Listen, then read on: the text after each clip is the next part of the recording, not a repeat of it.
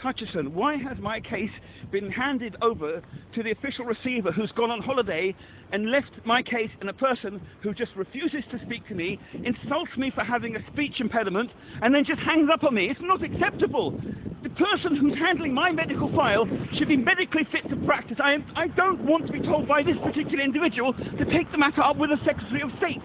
If it is a job of the Secretary of State to fix my wheelchair, can you please make sure that the Secretary of State comes out and fixes it today, please? And I will not be berated for having a speech impediment. If your official receiver wants to hate people because they can't speak properly because they had a brain injury, then they shouldn't be the Secretary of State or the official receiver. Can you please call me as a matter of medical emergency? Hello, Hadrian Colton speaking.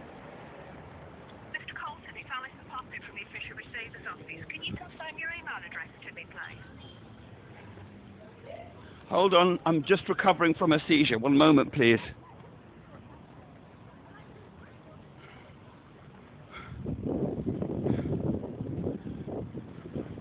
R Romeo Delta Sierra Whiskey Charlie 4 at gmail.com. Romeo Delta Sierra Whiskey Charlie 4 at gmail.com.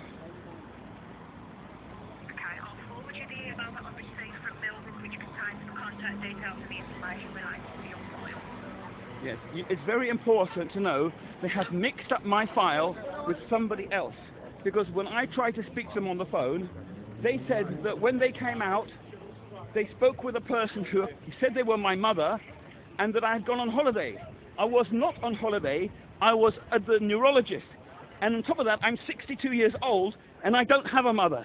And my private information should not be shared by the official receiver, Millbrook, or whoever they're doing business with in this way. My medical information is totally private. It is, Mr. Colton, but we are obliged to provide that information to Millbrook because they have taken over the contract with regard to your wheelchair. So we couldn't not provide them the information, otherwise they couldn't deal with your file. Now, what's gone on with regard to what other details they mixed up in yourself, I will try and find out. But the bottom line is I had no choice but to provide the information to Millbrook because they're your supplier and your contractor for your wheelchair. Since which exact point in time, please? Well, the liquidation was the 1st of August 2025, so they've had information ongoing since the 1st of August 2025. Can you please send me that information by email? Which I will do, yeah. Now I've got your email address, I'll forward it to you. But the reason I'm asking that is because for the last 2 months or month and a half, since the end of July, it has been completely unclear who is supposed to fix my wheelchair and what is the scope of the work they're supposed to do. I am in severe pain. I have children to look after. I have the police and the social workers breathing down my neck. I'm in a very difficult situation. Thank you very much. I need the information about how this contract was transferred and the scope of work that should be undertaken. I can give you information with regard to your file. I cannot give you information about the contract because that's commercially sensitive. Wait a minute. That is not commercially sensitive. And I need to. You have to give me 1 minute so I can explain why. It is not commercially sensitive because I need to know the extent to which, and I don't know who it is, if it's the Integrated Care Board or the local council, somebody has commissioned a service to repair my wheelchair, and I have to know the extent of it. I cannot just be told by the wheelchair service they won't fix my wheelchair and won't explain why. There has to be a contract, and the information in the contract, the extent to which they have to repair my wheelchair, has to be known to patients. So when you say that it is commercially sensitive, there is some information in that contract which is not commercially sensitive because patients have to know the extent to which their wheelchairs can be repaired. Do you understand what I try to explain? No, I do. If you just bear with me, let me explain to you. The contract that has happened with regards to the transfer of your wheelchair is exactly the same contract as you had before. We haven't altered any terms and conditions. What is commercially sensitive in that contract is the cost of the contract and the transfer. I don't care about that cost. That can easily be redacted. I understand that, but the bottom line is we have not changed the terms and conditions of your contract. So whoever your contract was with before, which is the wheelchair services at Millbrook, and they will have to provide you that information. It is not information that we can provide you as the official receiver. So they can provide you with the contract with regards to your wheelchair service. The information I have about your wheelchair is that you have, bear with me a moment, you have an Invacare Action 3G wheelchair. Does it say G or NG? NG, N for November, G for George. Yes, well, just to be clear with you, that in 2017, AJM in Westminster pulled out my NG frame and put in an Action 3 frame. So it is not clear... I've got an Invacare Action 3 NG wheelchair. Do you have the frame number?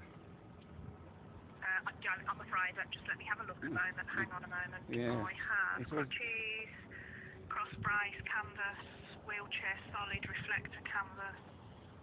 It doesn't have product numbers on here other than you've got an Invacare Active 3G wheelchair. Right. Okay. Now, the issue is the casters are fluttering.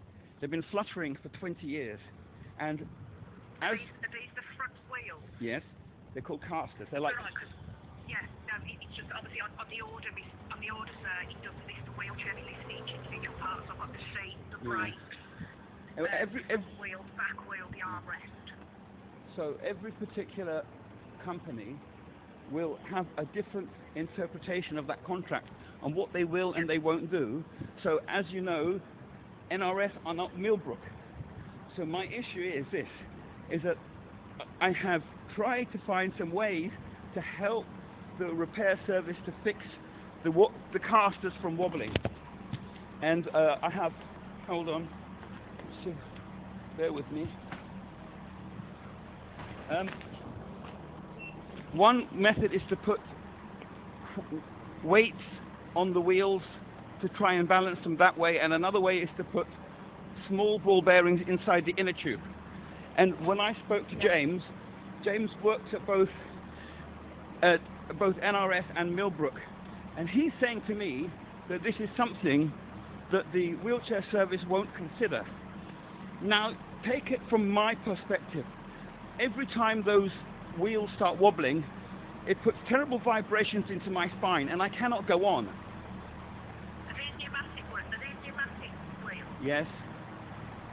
And so the issue is this, is that there are ways to balance these casters. The casters just aren't balanced. But the difficulty is liaising with the wheelchair service about fixing this particular issue.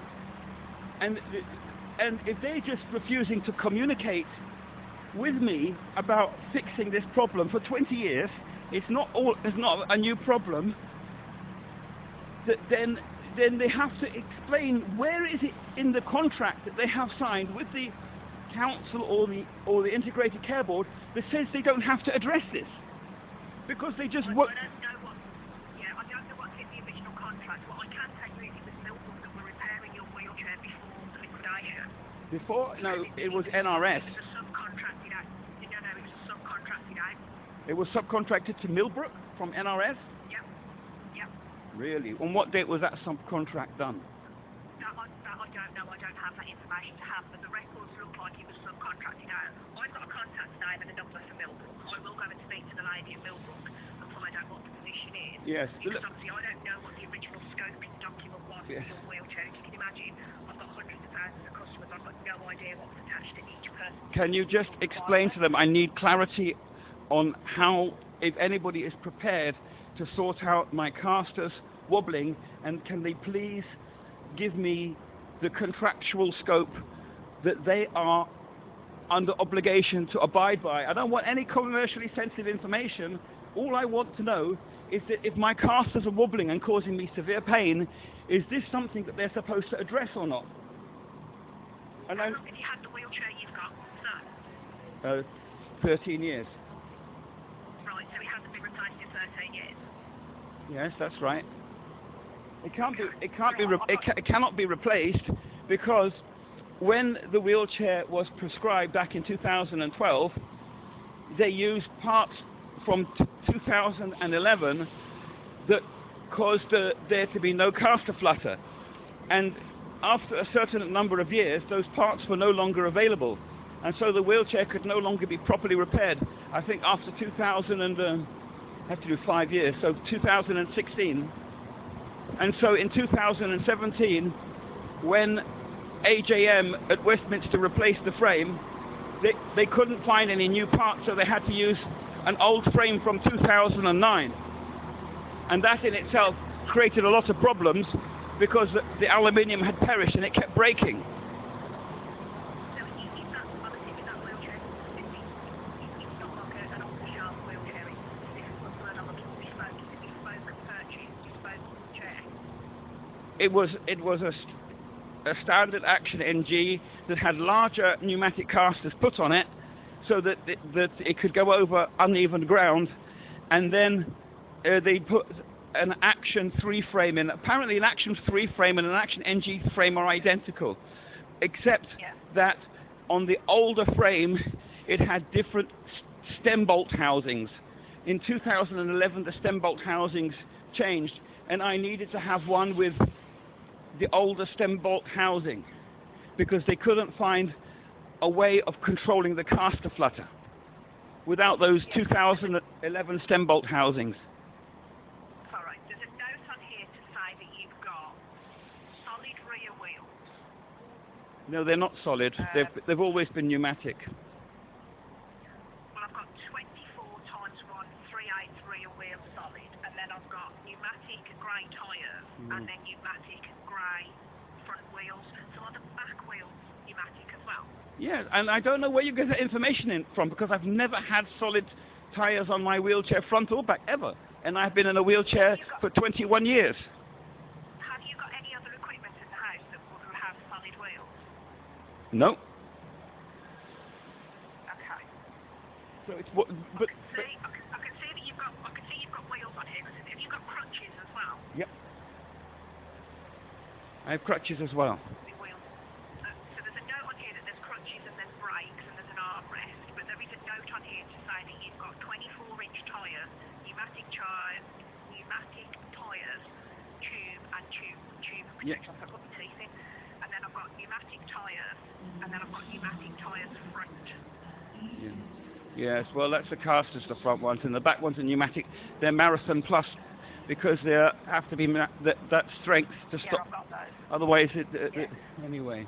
24-inch tyre coupled Marathon Plus, right? I can't. What I'll do is I'll speak to Leslie at Millbrook and find out what the position is. Yeah. Is there any day this week you're not available to have somebody come and have a look at your wheelchair? I've just checked my calendar. One moment, please. Very well. Back, forward. Okay, this week. This is tomorrow. IPO, gonna phone it. Yeah, no, this week's good. I don't have anything in my calendar. It just the only issue is that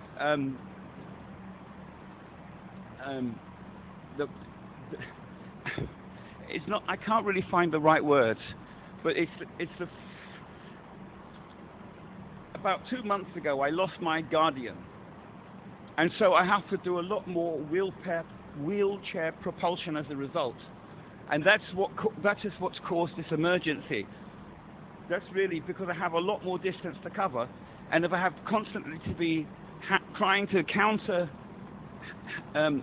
counteract the caster wobbling, it puts just a lot of pain through my spine, and I know this sounds a bit crazy, but I'm sure the extra pain that's going through my spine affects my mental health and causes me to have a greater number of seizures. No, I can understand that, sir.